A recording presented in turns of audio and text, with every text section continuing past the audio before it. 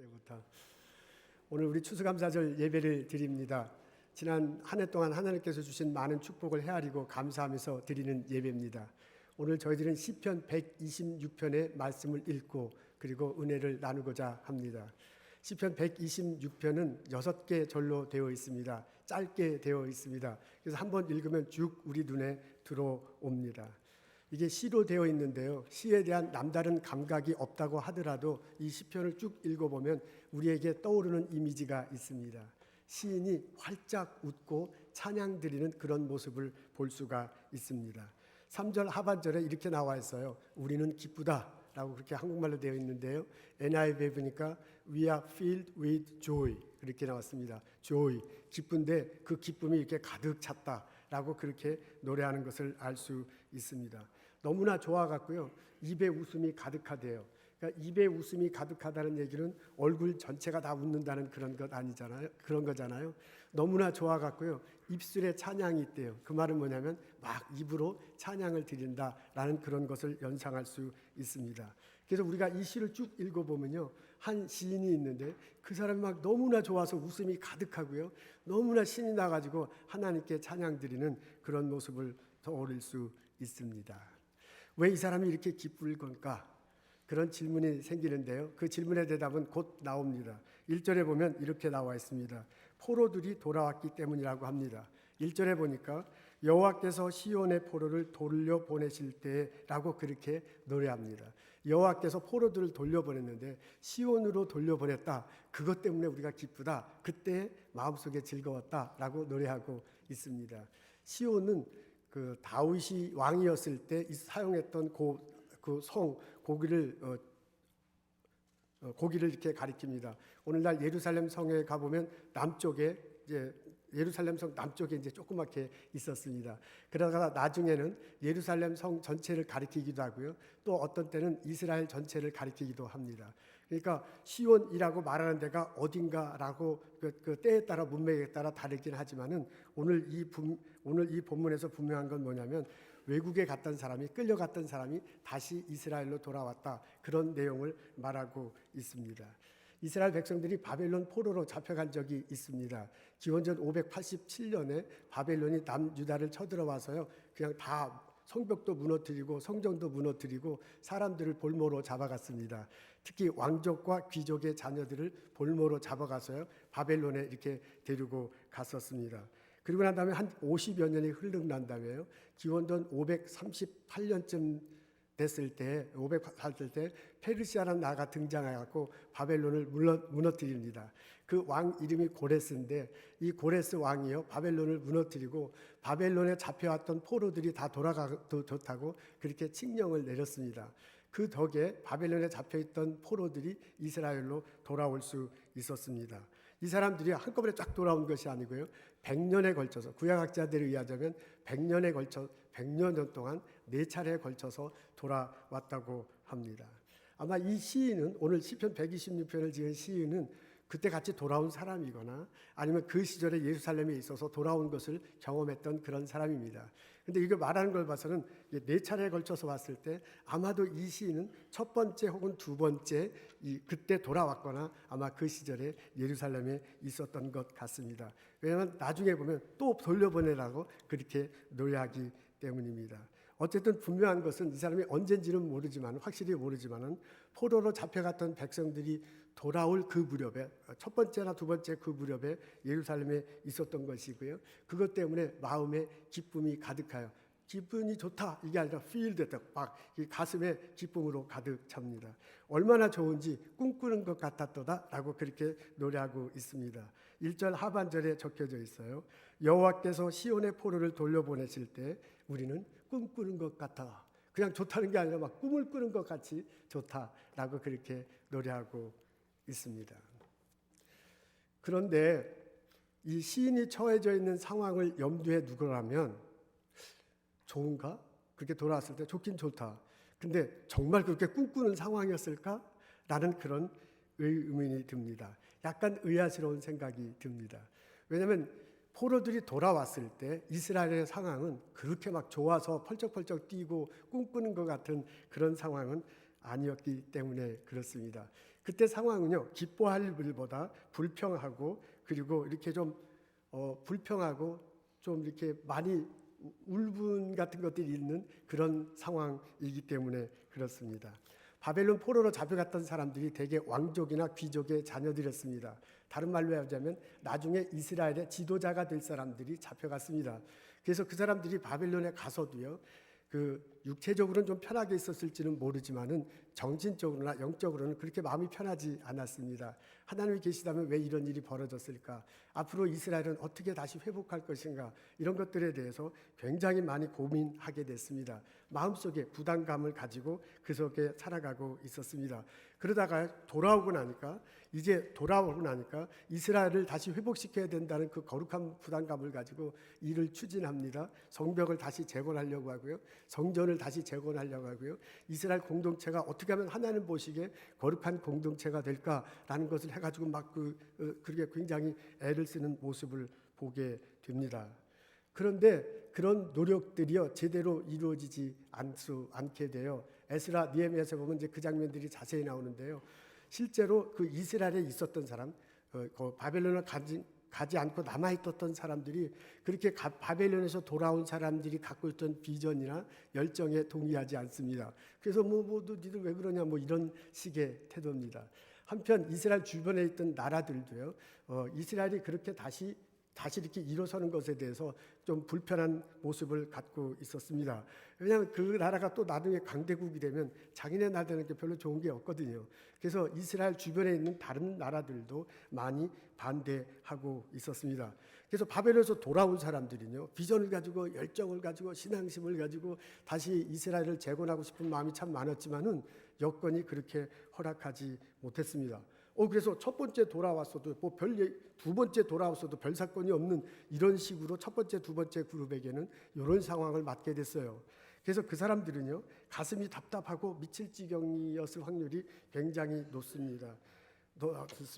많은 자기들의 비전을 따라오지 않는 것 때문에 오히려 주변 국가들이 반대하는 것 때문에 좌절감을 많이 맛보았을 것입니다. 오히려 육체적으로 먹고 사는 환경은 바벨론이 더 나았을지도 몰라. 와서 돌아왔을 때 더 열악한 환경 속에 이 사람이 있었을 것입니다. 그러니까요, 그런 역사적 사실을 놓고 염두에 놓고 본다면 실제로 이 시인이 있었던 상황은 좌절하고 고통스러워하고 막 그냥 낙심하고 그럴 상황이거든요. 기뻐가지고 이야 이거 꿈만 같았소다 라고 그렇게 말할 상황이 아닌 것을 알 수 있습니다. 입이 막 이렇게 확 우리식으로 하면 입이 찢어져라 이렇게 막 좋아하는 거거든요. 그런 상황이 아닌 것을 알 수 있습니다. 그러면 왜 이 사람이 이렇게 좋다고 하는 걸까? 우리가 시를 쫙 읽어보면 처음에 예루살렘으로 돌아왔기 때문에 좋다라고 그렇게 말은 하지만은 돌아왔었을 그 상황이 그렇게 좋은 상황이 아니라면 왜 이 사람들이 이렇게 좋다고 하나? 왜 입이 막 이렇게 활짝 열려질 정도로 기쁘다고 하는가 하는 것에 대해서 좀 더 관심을 가지고 우리가 질문해 볼 수 있습니다. 이런 식으로요, 오늘의 본문을 읽고서 우리가 질문에 들어가면, 이렇게 본문을 계속 파고 들어가면 이분들이 왜 기쁘다고 하는지, 왜 꿈만 같다고 하는지를 발견할 수 있습니다. 그것은 큰 일을 하나님이 자신들을 위해서 해주었다라고 고백하고요, 그런 믿음을 가졌기 때문에 이 사람들이 꿈 같다, 이 사람들이 막 너무 좋다라고 노래할 수 있었던 것입니다. 오늘 1절부터 6절까지 있는데요, 3절의 내용이 핵심입니다. 우리가 갖고 있는 성경 버전에 따라서 약간씩 다르지만은 개역 한글에는 이렇게 나와 있습니다. 여호와께서 우리를 위하여 대사를 행하셨으니 우리는 기쁘도다. 이게 우리 핵심 구절인데요, 우리 다 같이 한번 따라했으면 좋겠습니다. 여호와께서 했으니 우리는 기쁘도다. 따라하라고 그랬지 같이 하자고 안 했습니다. 감사합니다, 우리 권사님. 자, 따라하세요. 여호와께서 우리를 위하여 대사를 행하셨으니 우리는 기쁘도다. 조금 바꿔서 해보겠습니다. 여호와께서 나를 위해서 대사를 행하셨으니 나는 기쁘도다 라고 그렇게 말하고 있습니다. 대사, 여러분 개역 한글판에는 대사라고 이렇게 나와 있는데요. 개역 개정에 보니까 큰 일 이렇게 나와 있습니다. NIV 성경에 보니까 great things를 해서 great thing, 큰 일이 벌어졌습니다. 그 이스라엘 백성들한테 엄청난 큰 일이 벌어졌어요. 근데 그 엄청난 큰 일이 이게 막 기적과 같은 일이 벌어졌는데 이스라엘 백성들이 볼 때, 시인이 볼 때 내가 한 게 아니야. 이게 어떻게 해서 이런 일이 벌어졌느냐? 여호와께서 했는데 여호와께서 그냥 한 것이 아니라 여호와께서 목적을 가지고 했는데 그게 뭐냐면 여호와께서 우리를 위해서 이 대사 great things 엄청난 일을 했다. 그래서 내가 기쁘다라고 그렇게 노래하고 있습니다. 여러분 1절, 2절 하반절에 3절에 보면 여호와께서 우리를 위해서 큰 일을 해서 내가 기쁘다 이렇게 나와 있는데요. 2절 상반절과 하반절로 할 때 2절 그 뒷부분에서 뭐라고 나와 있냐면 여호와께서 큰 일을 행했기 때문에 주변에 있는 나라들도 와 여호와께서 저 나라를 위해서 큰 일을 행했구나라고 말해한다라고 말하는 내용이 나오는 것을 알 수 있습니다. 그렇다고 보면요, 얼른 우리가 이 시를 읽어보면 바벨론 포로에서 돌아왔기 때문에 이 시인이 백성들이 엄청나게 기뻐하는구나라고 그렇게 여겨져요. 근데 그 상황을 염두에 두고요, 앞뒤 흐름을 잘 파악해 보면 그것도 기쁜 내용이죠. 바벨론 포로로 갔던 사람이 돌아왔는데 얼마나 기쁘겠어요. 근데 진짜 기쁜 건 그게 아니에요. 진짜 기쁜 이유는 뭐냐면 그 일을 여호와께서 우리를 위해서 해주셨다. 여호와 하나님에 대한 믿음, 여호와 하나님께서 하셨다는 고백, 그것 때문에 이 사람들이 기쁘다. 시인의 마음속에요 기쁨이 가득 차요. 그래가지고 막 우리식으로 얘기하면 입이 찢어져라 막 이렇게 좋아갖고 찬양 드리는 거야 라는 모습을 볼 수 있습니다. 여호와 하나님이 나를 위해서 대사 great thing, 이건 기적이야, 이거 내가 도저히 할 수 없는 일이야, 그것을 베풀어 주셨으니 얼마나 감사하느냐라고 노래하는 것입니다. 여러분 이 시인의 고백은 미래를 향해 좀 더 펼쳐집니다. 4절에 보면 뭐라고 하냐면 우리의 포로를 남방 시내들 같이 돌려보내소서. 여러분 아까 포로가 돌아와서 좋다 그래놓고선 4절에 또 포로를 돌려보내소서 이러잖아요. 이게 이제 4번에 걸쳐서 돌아왔기 때문에 이런 일이 벌어진 겁니다. 남은 포로들 다시 돌려보내다는데 남방 시내들 같이라고 이렇게 나와 있습니다. 이스라엘은 우리나라 경상남북도 면적보다 약간 작다고 합니다. 근데 이렇게 작은 나라인데 남쪽과 북쪽이요 아주 많이 그 기후나 그다음에 이 모양새 이런 것들이 많이 다릅니다. 북쪽에 가면 숲도 있고요, 뭐 나무도 있고 풀도 있고 논도 있어요. 논도 있고 물이 굉장히 갈릴리 호수도 있고 그래서 물이 굉장히 풍성해요. 근데 남쪽에는 그야말로 사막입니다. 광야고 황야 같은 그런 것이 있습니다. 그러니까 남방은 남쪽이거든요. 남쪽 사막 같은데 그런 곳에 물이 흐르듯이 해달라 그래요. 이 사막 같은데 사막에 가보면 제가 다 가본 것은 아니지만은 이제 가보면은 이 황야 같은데 그 시내 혹은 강 같은 흔적이 있어요. 물은 없고 바짝 말라 있고 아 저게 시내구나 저게 강이구나라고 말할 수 있는 것이 있습니다. 근데 이제 그게 언제 물이 흐르냐면 비가 오면 산에 나무가 없기 때문에 비가 오면 그냥 흘러내린대요. 그리고 그 강으로 쭉 내려가는 거야. 그러니까 비가 왔을 때 쫙 흘러내려가고 비가 안 오면 그냥 말라 있어요. 그걸 이제 와디라고 하는데 그런 와디 같은 것들이 남쪽에 많이 있습니다. 근데 거기 보면 물이 안 흐르는 거거든요. 근데 사막은 물이 전혀 없는 데잖아요. 물이 전혀 없는 데인데 그게 물이 흘러봐요. 얼마나 좋겠어요. 이건 참 너무너무 기쁜 거야. 그러니까 그 물소리가요 그냥 새들 노랫소리처럼 들릴 거야. 그러니까 지금 시인이 뭐라고 하냐면 그냥 사막에 아무 물도 없는 곳에 물이 쫙 흐를 때 그 기쁜 마음, 그런 기쁜 마음을 우리에게 허락하셔서 남은 포로들을 다시 보내주셔서라고 그렇게 말하고 있습니다. 그리고 이 믿음을요, 이 고백을 5절과 6절에는 씨 뿌리는 것으로 다르게 표현하고 있습니다. 소재가 달라지는 거예요. 1절, 2절에는 포로가 돌아왔다는 그런 소재예요. 근데 5절, 6절에는 씨를 뿌리는 소재야. 근데 소재는 달라. 이미지도 달라요. 여기는 포로고 여기는 씨앗인데 이렇게 소재와 이미지는 다르지만은 그것을 통해서 말하고자 하는 것은 똑같아. 여호와 하나님께서 해주셨기 때문에 나는 기쁘다. 여호와 하나님께서 대사를 나에게 해주신다. 그런 내용입니다. 여기서 이제 씨 뿌리는 것으로 표현하고 있습니다. 뭐라고 얘기하면 여호와 내가 씨를 뿌릴 때 눈물로 씨를 뿌린대요. 눈물로 씨를 뿌려도 기쁨으로 하나님 단을 거두게 될 것이다 라고 그렇게 얘기합니다.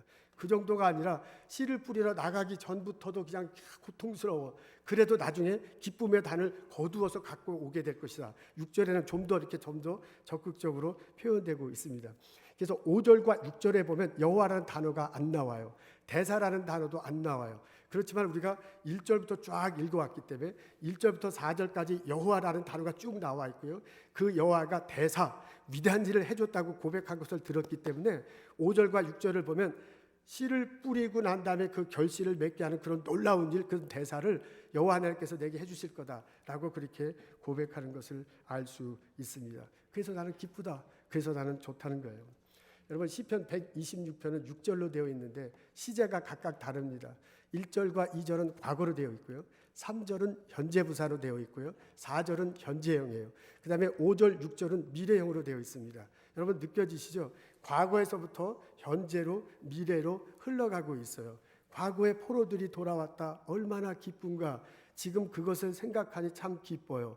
근데 요 기쁨 정도가 아니라 요걸 여호와 하나님께서 해줬는데 요 여호와 하나님께서 미래에도 그렇게 해주실 거다. 미래에도요 대사를 이룰 거다. 그것을 생각하면 나는 지금 기쁘다. 나는 지금 즐겁다라고 그렇게 말하고 있는 것입니다. 여러분 지금 얼른 보면요 시인이 좋아가지고 막 웃음이 막 얼굴 한박 쪄서 입이 찢어져라 이런 표현하면 참 좀 하지만 그 정도로 막 웃는데 실제로 이 사람의 상황은 전혀 그렇지 않습니다. 실제로 이 사람의 삶은 좌절하고요 절망하고요 미래가 불투명한 이런 상황이에요. 그렇지만 과거에 하나님께서 내게 대사, 이거 내가 한 일이 아니야. 이거 위대한 일을 해줬다는 것을 고백한다면 미래에도 그렇게 해주실 거다. 씨를 뿌리는데 왜 눈물 흘리면서 가요? 눈물 흘리면서 씨를 뿌릴 수밖에 없는 상황이에요. 이 사람은. 그래도 여호와 하나님께서 해주실 거다라고 믿기 때문에 지금 나는 이 고통 중에 웃으면서 찬양 드릴 수 있게 됐다. 그런 이야기입니다. 이 믿음의 고백이 이런 눈으로 자신의 삶을 바라보는 안목이 우리들 모두에게도 있기를 주님의 이름으로 축원합니다. 여러분 이런 태도는 사뭇 우리들의 삶과 우리들의 가치관과는 많이 다릅니다. 우리는 대체로 어떤 일을 할 때 우리는 어떤 그게 great thing, 뭐 대단한 일이든 작은 일이든 작은 프로젝트든 큰 프로젝트든 우리는 여러 가지 많은 변수를 생각합니다. 이 일을 할 때 상황이 있잖아요. 상황을 생각하고 이 일을 하는데 같이 일하는 사람들 생각하고요. 이 일을 이때 할 것인가 저때 할 것인가 요렇게 할 것인가 저렇게 할 것인가 여러 가지 많은 주변의 것들을 생각하게 됩니다. 이 프로젝트, 이 일을 할 수 있는 나의 능력이 되는가 안 되는가 이것은 내 능력 밖인가 내 능력이 안 되면 다른 사람들과 어떻게 될 건가 여러 가지 많은 변수를 생각해요. 그리고 그 여러 가지 많은 변수를 잘 조합을 해서 일의 결과를 만들어내면 난 성공한 사람이야. 그래서 성공해서 우리 보스턴까지 왔어요. 근데 이 여러 가지 조합, 여러 가지 환경 조건에 조합을 잘 맞추지 못하면 일의 결과가 별로 안 좋아. 일의 결과가 별로 안 좋으니까 내가 창피해. 그리고 막 성질나. 그래서 어떤 사람은 남 탓하잖아요. 이게 자기가 잘못해서 그런 건데 이 사람 때문에 안 됐다. 저 환경 탓하잖아요. 저 때문에 막 그렇게 해. 혹은 일의 결과가 나쁘면요. 성질 나갖고 다른 사람들도 잘 안 만나고 그냥 혼자 골방에 있어. 이런 여러 가지의 모습을 보입니다. 이게 우리들의 삶의 태도입니다. 근데 오늘 시편 126편을요. 읽고 묵상하고 보면 이 시인의 태도는 전혀 그렇지 않아요. 시인의 태도는 환경이 문제가 안 돼요. 사람이 문제가 안 돼요. 조건이 문제가 안 돼요. 나의 능력이 문제가 안 돼요. 시기, 타이밍 이런 거 별로 상관이 없어요. 시인에게 관심 있는 건 딱 하나인데 누구냐면 여호와 하나님이에요. 여러분 페르시아가 등장해서 바벨론을 무너뜨렸다. 그래서 이스라엘 백성이 돌아왔다. 그리고 이스라엘 백성들하고 아무 상관없어요. 이스라엘 백성들이 부탁해갖고 고레스 왕이 그래 니네 참 힘들구나. 그럼 우리가 페르시아를 페르시아 해갖고서는 바벨론을 넘겨서 백성들을 보내니까 너 그런 거 아무 상관없어요. 이스라엘 백성들하고는 아무 상관없이 그 일은 벌어진 거야. 그러니까는 솔직히 말하면은 아니 그 국제 정세가 그렇게 흘러가지고 어부지리로 얻은 거지. 그리고 그 사람 때문에 어려움을 당하고 사람 때문에 기쁨이 생기잖아요. 바벨론 이끄는 느부갓네살 왕 때문에 그냥 끌려간 거고요. 고레스 왕 때문에 온 거야. 사람 때문에 기쁜 일이 생기고 저 사람 때문에 내가 그 사람한테 부탁한 것도 아니고 그 사람하고 인연 있는 것도 아무것도 없어요. 저 사람 때문에 내게 어려운 일이 생기고요. 저 사람 때문에 나한테 좋은 일이 생긴 거예요. 그러니까 냉정해 보면 그런 거거든요. 근데 이스라엘 이 시인을 보면 그게 아니에요. 사람을 생각하지 않아요. 사람 뒤편에 있는 여호와를 생각해요. 그러면서 그 여호와 하나님을 바라보고 있습니다. 우리가 어떤 일을 할 때 사람이 얼마나 중요해. 이 찬양팀도 같이 어떤 사람이 같이 찬양팀 하느냐 할 때 엄청나게 중요하잖아요. 우리가 프로젝트 할 때도 나하고 같이 일하는 그 사람에 의해서 이 프로젝트가 잘 되기도 하고 안 되기도 하잖아요. 나보다 잘하는 사람들과 팀워크를 잘 맞춰서 하면 어부지리로 나도 잘 되잖아요. 근데 다 어떻게 팀원들이라고 다 하나같이 왜 그런가 그러면 내가 아무리 애를 써도 안 되는 거야. 그러니까 우리가 일을 할 때, 프로젝트를 할 때 팀 멤버가 굉장히 중요해요. 사람이 굉장히 중요해. 내가 저 사람과 어떤 관계를 빌드업할 것인가, 저 사람이 나에게 어떤 이익을 줄 것인가, 나도 어떻게 나눠줄 것인가. 우리들에게 있어서는 사람이 굉장히 중요합니다. 근데 이 시인은요, 사람을 신경 쓰지 않습니다. 사람 뒤편에 있는 하나님을 바라보고 있습니다. 이 시인은요, 국제 정세가 어떻게 흐른다 이거 별로 생각하지 않습니다. 아날로그에서 디지털로 흐른다. 이거 잘못하다면 그냥 도태되는 거잖아요. 코닥이 그래서 막 도태됐잖아요. 흐름을 막 나가가야 돼. 근데 이 시인은요, 국제 정세가 어떻게 흐른다는 것에 대해서 별 관심이 없어요. 그 국제 정세 뒤편에 하나님이 있다라고 생각하고요, 그 하나님을 바라봅니다. 씨를 뿌리는 농부의 능력이 어느 정도일까에 따라서 농산물의 결과는 굉장히 달라집니다. 농부인 내가 경험이 많아, 농부인 내가 지식이 많아, 농부인 내가 굉장히 열심히 일하는 사람이야. 그러면 당연히 경작물이 좋을 거예요. 근데 내가 농사를 짓는 사람인데도 내가 게을러, 내가 별로 지식도 없어, 내가 경험도 없어. 그러면 당연히 그 농산물이 잘 될 리가 없어요. 나의 능력, 나의 의지, 나의 열정에 따라 결과는 많이 달라질 수밖에 없습니다. 근데 오늘 여기 이 시인을 보면요, 나의 능력, 나의 의지, 나의 열정 그런 거 상관없어요. 5절과 6절에 보면은 나는 뿌린다, 기쁨으로. 내가 뿌릴 때 눈물을 흘리면서 뿌린대요. 내가 뿌릴 때 울면서 나가기 전에 울어. 이제 자세히 보면 씨를 뿌리면서 눈물을 흘리고요. 자세히 보면 나가기 전에 울어. 아이고, 나가기 전에 울어도요, 들어올 때는 갖고 들은데 그렇게 자세히는 그렇게 보면 나올 수 있어요. 근데 보면 농부가 씨를 뿌리기만 하면 결과가 좋은가요? 안 그러지. 씨를 뿌리고요, 거두기도 해야 되고요, 뭐 가지치기도 해야 되고, 비료도 되고, 별일을 다 해야 돼. 그래야지만 좋은 결과를 얻을 수 있어요. 그게 농부의 능력이야. 그게 농부의 열정이야. 그게 농부의 비전이야. 근데 오늘 시편을 읽어보면 농부인 그 사람의 열정과 비전과 능력은 별로 상관하지 않아요. 여호와 하나님만. 내가 눈물에 씨를 뿌리지만 기쁨의 단을 뿌리는 것은 나 능력하고는 상관없다, 그 얘기예요.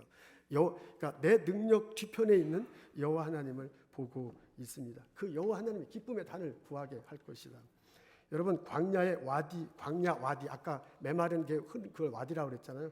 물이 흐르는 것을 보면 비가 올 때 그게 가봐야 되는가 봐요. 제가 이스라엘 2번 가봤는데 이스라엘 가면 하고 싶은 거, 보고 싶은 거 리스트가 많이 있었는데 그 중에 하나 이거예요. 근데 못 봤어요. 내가 갈 때는 이제 우기 때는 안 가봐가지고 이제 못 봤어요. 근데 보면 참 좋을 것 같아요.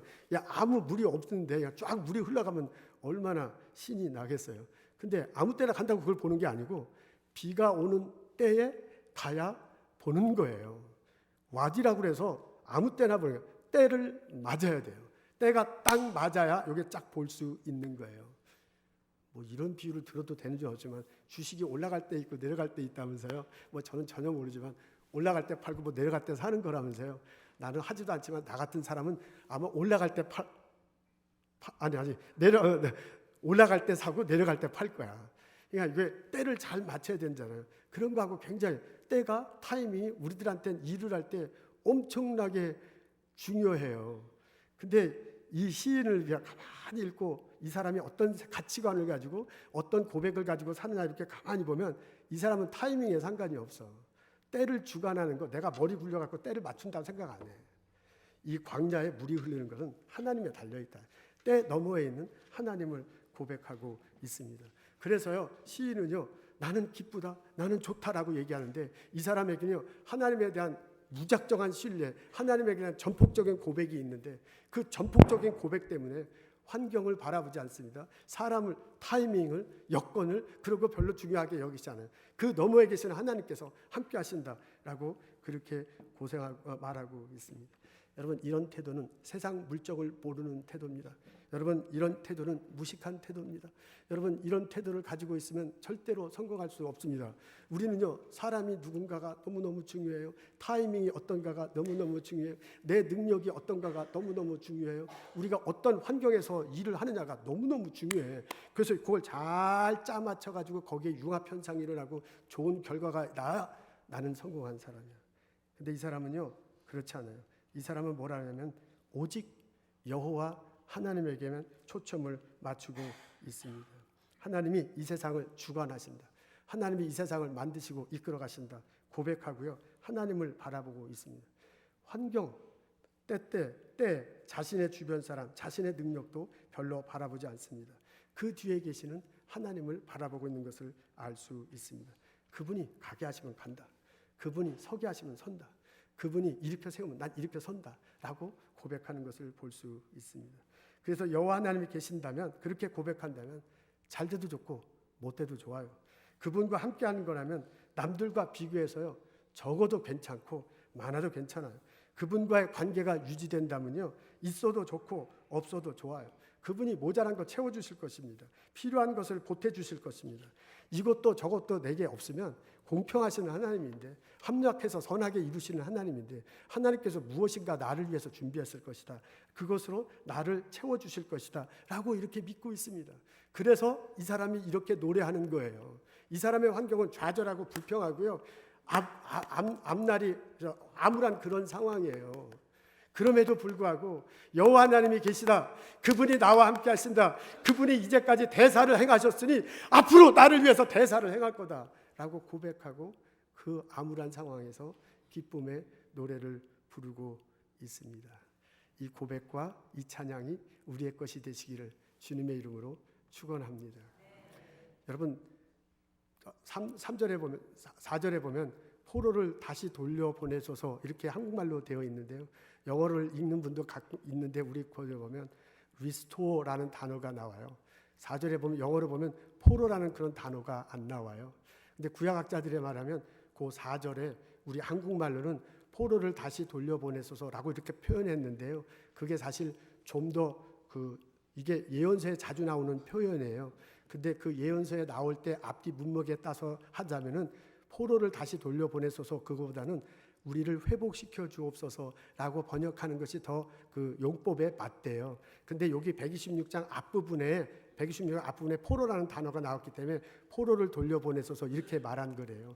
예를 들자면 예언서에 이 표현이 나올 때는 어떻게 나오냐면, 집이 완전히 하나님 뜻에 살지 못해서 집이 완전히 무너질 때 다시 무너진 집을 세워주소서라고 할 때 이 표현을 쓴대요. 내가 병들어 아팠을 때 하나님 나를 건강하게 해주소서 할 때 이런 표현을 쓴대요. 내가 사람과의 관계를 깨졌잖아요. 그 깨진 관계를 다시 회복시켜 주세요 할 때 이 표현을 쓴다는 거예요. 그렇다고 보면요, 지금 여기 4절에 126편의 요 흐름에 맞게 하기 위해서 포로들을 다시 돌려보내소서라고 이렇게 했지만은 우리들 삶의 여건들 봐요. 우리 다 각자의 삶의 여건이 있잖아요. 우리에겐 아픔이 있어요. 우리에겐 갈등이 있어요. 우리에겐 고통이 있어요. 우리에겐 넘어진 것이 있어요. 우리에겐 깨진 것이 있어요. 그것이 다시 일어서고요. 그것이 다시 고침받고요. 그것이 다시 회복되고요. 그것이 다시 즐거움으로 대할 이런 것들이 우리에게 있어요. 리스토어 돼야 될 것이 있어요.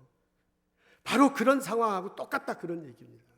바로 그런 똑같은 상황에, 여러분, 광야에 내가 떨어져 있는데 물이 아무것도 없어. 시내가에 물이 흘러가는데 물도 아무 없는 광야에 내가 떨어졌다고 생각해 보세요. 거기에다 농사를 지어야 봐. 아이, 어떻게 웃으면서 농사를 지어? 웃으면서 농사 지을 수가 없어요. 울면서 농사를 지을 수밖에 없어요. 6절은요, 집에 나가기도 전에 우는 거야. 나가기도 전에. 시인의 상황이 그런 상황이에요. 따지고 보면 감사절을 맞는 우리들에게도, 많은 사람에게는 그런 상황일 수밖에 없습니다. 그런 상황일 것입니다. 근데 시인이 뭐라고 얘기하냐면은, 나를 리스토하옵소서, 나를 회복시켜 주옵소서. 하나님이 내게 그렇게 큰 대사를 행했다는 것을 압니다. 앞으로 하나님께서 미래에 나에게 큰 대사를 행해 줄 것입니다. 그것을 생각할 때 나는 지금 기쁩니다. 그것을 생각할 때 나는 감사합니다 라고 노래하고 있습니다. 우리 추수감사절을 맞아 시 126편을 이런 식으로 읽고 묵묵히 묵상하노라면 그 속에서 감사한 마음으로 환하게 웃는 시인이 나에게 다가와서 말을 겁니다. 감사절을 맞는다지만 감사할 구석이 없는 듯한 상황 때문에 마음이 어두운 나에게 말합니다. 상황을 보지 말고 하나님을 바라보십시오. 능력 없음을 한탄하지 말고 여호와 하나님을 바라보십시오. 다른 사람들 때문이다. 내가 타이밍을 놓쳤다. 그런 생각하지 말고 그런 거에 너무 얽매이지 말고 여호와 하나님을 바라보십시오. 그 결과에 너무 흔들리지 말고 여호와 하나님을 바라보십시오. 여호와 하나님께서 나를 위해서 기적과 같은 일을 해보셨어요. 과거에 그 여호와 하나님께서 나를 위해서 기적과 같은, 이건 대사다. 이건 도저히 내가 할 수 있는 일이 아니다. 대사를 베푸실 것입니다.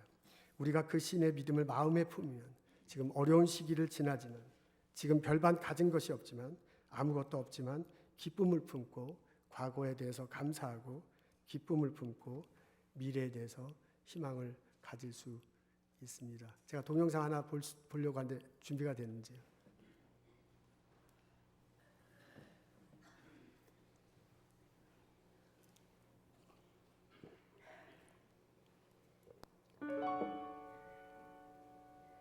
태어날 때 의사의 실수로 뇌를 다쳐 뇌성마비 판정을 받은 아기가 있었습니다. 아기의 부모는 가난 때문에 치료는커녕 제대로 된 음식조차 해줄 수가 없었습니다. 어린 시절의 고통은 마음까지 멍들게 했고 사춘기 소녀가 된 아이는 삶을 저주하며 반항했습니다. 한창 호기심도 꿈도 많을 10대 소녀의 시간은 도리어 극심한 절망감을 가져왔습니다. 일어서기도 어려운 몸을 일으켜 창밖을 바라보면 모든 게 자신과는 상관없는 꿈만 같았습니다.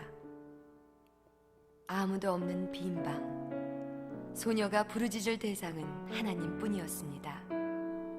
원망도 투정도 하나님 앞에 쏟아놓았습니다. 그러자 눈물과 땀에 젖은 소녀의 가슴에 빗줄기가 들어오기 시작했습니다. 하지만 가난과 외로움은 여전했습니다. 휠체어도 없이 작은 방 안에서 눈물 흘리는 날도 계속되었습니다. 그때 하나님의 분명한 음성이 한편의 시로 들려왔습니다. 소녀는 토막 연필을 쥐고 그 시를 받아 적기 시작했습니다. 삐뚤삐뚤한 글씨는 소녀의 고백이었습니다. 이 시는 노래가 되어 많은 사람들에게 불리우게 된 나라는 찬양입니다. 온몸으로 하나님께 시를 쓰는 이 여인은 송명의 시인입니다. 그녀는 시를 쓰면서 불편한 몸을 일으켜 곳곳마다 다니며 간증을 했습니다. 수많은 건장한 사람들도 송명의 시인의 간증 앞에서는 한없이 작아졌습니다. 한 번은 세상에 알려지게 된 송명의 시인에게 미국에서 치료를 받게 해주겠다는 후원자가 나섰습니다. 하지만 그녀는 작은 몸을 뒤척이며 조용히 말했습니다. 주님이 만들어 놓으신 이대로 그냥 살겠어요. 난 이대로가 좋아요. 펜 하나 제대로 쥐기 어려운 몸으로 공평하신 하나님을 노래하는 시인 송명의 시인은 가는 곳마다 지금도 이렇게 고백하고 있습니다.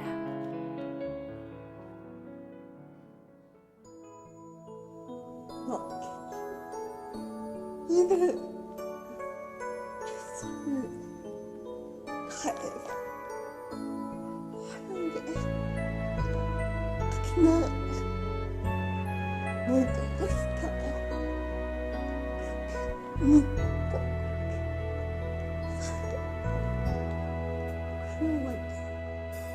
나 가진 재물 없으나 나 남이 가진 지식 없으나 나 남에게 있는 건강 있지 않으나 나 남이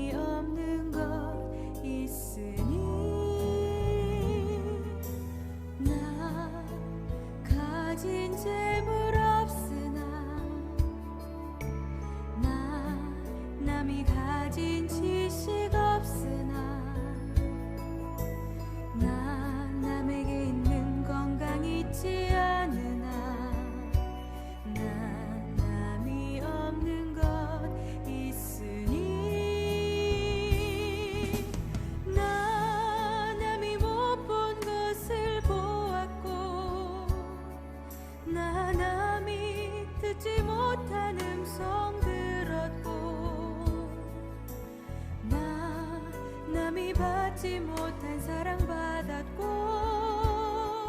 나 남이 모르는 것 깨달았네. 공평하신 하나님이 나 남이 가진 건 나 없지만 공평하신 하나님이 나 남이 없는 것 갖게 하셨네. 나 남이 없는 것 갖게 하셨네.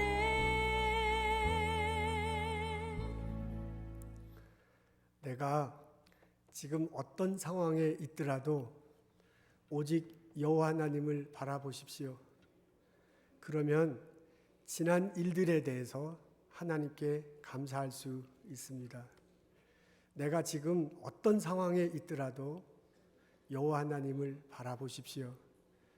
그러면 우리 미래에 대해서 소망을 품을 수 있습니다. 왜냐하면 하나님은 나를 위하여 대사, great thing, 그것을 해 주실 것이기 때문입니다.